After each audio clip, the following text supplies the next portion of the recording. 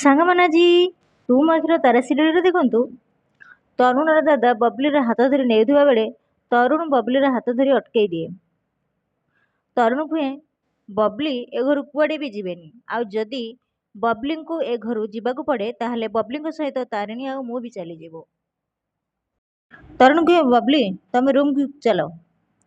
ତରୁଣ ବବଲିର ହାତ ଧରି ନେଉଥିବା ବେଳେ ତରୁଣର ଦାଦା କୁହନ୍ତି, ଯଦି ଏ ଝିଅ ଏ ଘରେ ରହିବ ତାହେଲେ ମୋର ଗୋଟେ ଡିସିସନ୍ ତତେ ଶୁଣିବାକୁ ହବ।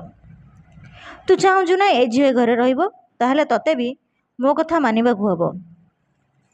ତୁ ଆଜି ଆଉ ଏବେ ଆଉ ଏଇ ମୁହୂର୍ତ୍ତରେ ପ୍ରମିସ୍ କର ଯେ ତୁ ତପସ୍ୟାକୁ ମ୍ୟାରେଜ୍ କରିବୁ।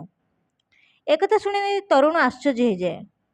ତରୁଣ ଦାଦା କୁହନ୍ତି, ତାହେଲେ ଯାଇ ଏ ଝିଅ ଏ ଘରେ ରହିପାରିବ। ତରୁଣ କୁହେ, ସରି ଦାଦା, ମୁଁ ତମର କୌଣସି ସର୍ତ୍ତକୁ ମାନେ ନେଇପାରିବିନି। ମୁଁ ତମକୁ ଆଗରୁ କହିଥିଲି ଆଉ ଏବେ ବି କହୁଛି, ମୁଁ ତମର କୌଣସି ଡିସିସନକୁ ମାନେ ନେଇପାରିବିନି।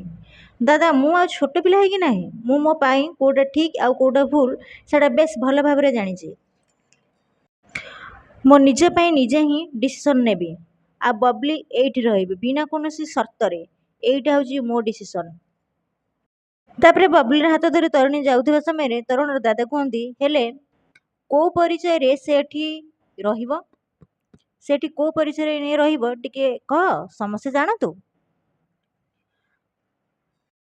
ତରୁଣ କୁହେ, ସ୍ତ୍ରୀର ପରିଚୟରେ।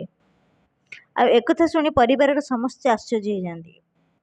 ସାଙ୍ଗମାନେ, ଆପଣମାନେ ଯଦି ମୋ ଚ୍ୟାନେଲରେ ନୂଆ ଅଛନ୍ତି ତାହେଲେ ମୋ ଚ୍ୟାନେଲକୁ ସବସ୍କ୍ରାଇବ୍ କରିଦିଅନ୍ତୁ ଆଉ ଛୋଟିଆ ଲାଇକ୍ଟିଏ କରିଦିଅନ୍ତୁ, କାହିଁକି ନା ମୁଁ ଏଇଭଳି ଭିଡ଼ିଓ ଆପଣମାନଙ୍କ ପାଇଁ ସବୁଦିନ ଆଣିଦେବି।